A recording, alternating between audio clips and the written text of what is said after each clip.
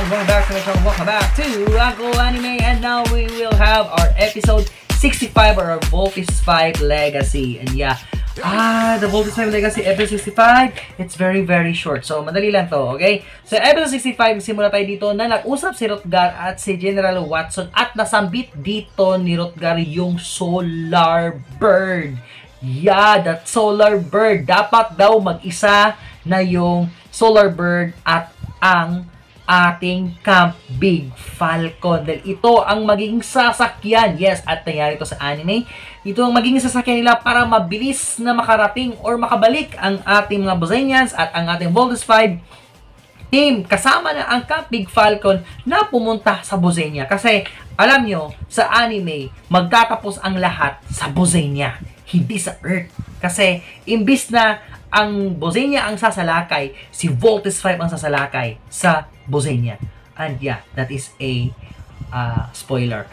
Spoiler alert, okay? At yeah, ang ganda pa dito na attention to details kasi nung sabi ni Hrothgar dito yung Solar Bird, tumingin pa si General Watson sa taas, and then nakita natin na yeah, parang inaasahan nila na ang Solar Bird is nandun na sa taas ng kalawakan natin. And bigla tayong napunta dito sa ating isa na scene nang hinahabol ang ating Mechanical Eagle ng mga Flying Saucers kasi nga pinapahanap ito ni Zardos, ni Zandra at ni Draco at nalaman nila nang ang Solar Bird pala ay gawa sa isang kakaibang metal na hindi galing sa Earth. So nalaman nila na hindi from Earth ang Mechanical Eagle or kasama ng Camp Big Falcon at yeah, let's say nasa ibang planeta o let's say nasa Bosenia or Bosenia galing ang ating Mechanical Eagle.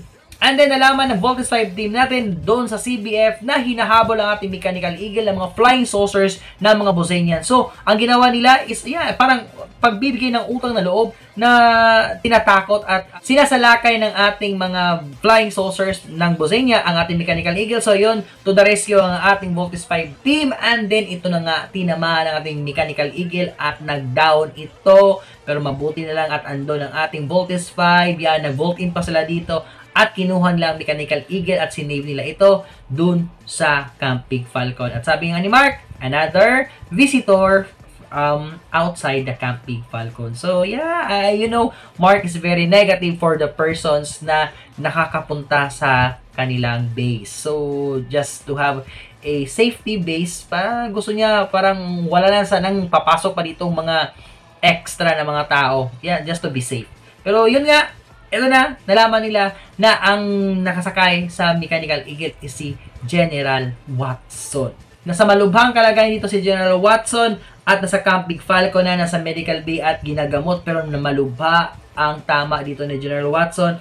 At dito sinabi niya, sinalaysay niya lahat-lahat ng mga nalaman niya sa kanila ni Hrothgar. And then hinanap niya pa nga ang tatlong anak ni Hrothgar dito, kung saan daw si Little John, si Big Bird at si Steve. At doon nga nagpakilala yung tatlo. At proud na proud daw siya kasi nakilala niya ang anak ng kanyang matalik na kaibigan na si Hrothgar. At sinabi niya lahat-lahat. Parang ang episode na to para kay nag-reminisce or parang nag-flashback ang mga episodes from the episode 1 until sa mga episode na nandun lahat-lahat si Hrothgar.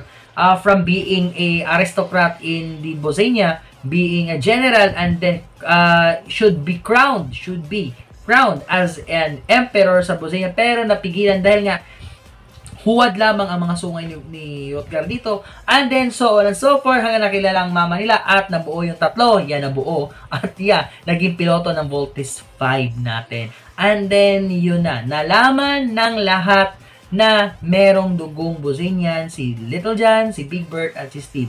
Which is alam na ito ni General Robinson at also ni Dr. Hook.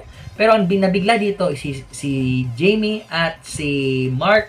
At yeah, sabi ni Little John dito na kaya pala medyo kakaiba kami kaysa ni Kuya Mark at ni Ate Jamie. So yun, nalaman nila na meron pala silang ganitong line or bloodline. And now, the Armstrong brothers understand kung ano yung pinaglalaban dito ng kanilang papa, kung bakit nawala si papa nila at bumalik at biglang napakita tapos nawala na naman. Kasi yung promise ng papa nila na isave ang mga slaves ng mga Bosenians na kanyang mga kalahi at kalahi rin nila. So, ayun, mas naintindihan na, and then it gives high moral to the Armstrong brothers ang pangyayaring ito, which is nalaman nila yung totoong purpose ng papa nila kahit to the expense of hindi sila makita and then nawala pa yung mama nila. Pero yeah, that's a great scene na parang nagtaas talaga yung moral ng magkakapatid na tulungan natin si Papa na magawa niya yung promise niya sa mga kalahi natin. So parang gano'n na yung nasa sa loobin ng mga magkakapatid na Armstrong. And then we have here that General Watson bids farewell. Gano'n lang kadali.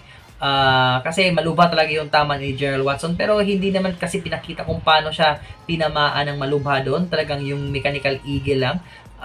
Sana magamit pa nila yung mechanical eagle, or let's say magamit to pang improve kay Voltes 5. And then we have here that Zambojil orders Oslak to kill Zardos. Yes, to kill Zardos. So katulad ni Zul, ganon din ang gustong ipagawa ni Zambojil kay Oslak na patayin si Zardos. So ganun lang ang nangyari sa ating episode 65.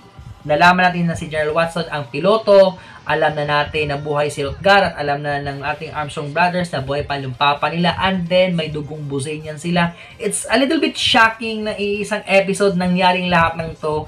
And then nalaman nila na ganito. Pero the emotion is, yeah, nandun na ang emotions. Pero the shock for others to know that, medyo hindi na masyadong bago yata para sa kanila. Pero yeah, it's a great episode na ganito nga. And then, ang pinakanagandahan ko dito is talagang nagtaas yung moral ng magkakapatid.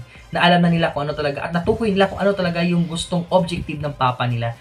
And yeah, ang laki na tiwala na papa nila para sa kanila to handle these problems, and Voltes 5 also.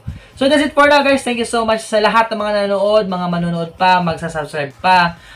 Thank you so much sa mga na-subscribe na. Thank you po. At sa mga nanonood ko sa mga old ko pa na mga segments at mga Voltes 5 Legacy reviews natin. Thank you po sa inyong lahat. Kahit late na tayo, pero ginagawa natin ng paraan para makahabol po tayo. Okay? So that's it for now guys. Thank you so much for watching. Good morning, good noon, good afternoon, good evening, and good night. Jay De La Paz signing off, and Uncle Anime signing off. Let's vote next time, but for now, let's vote.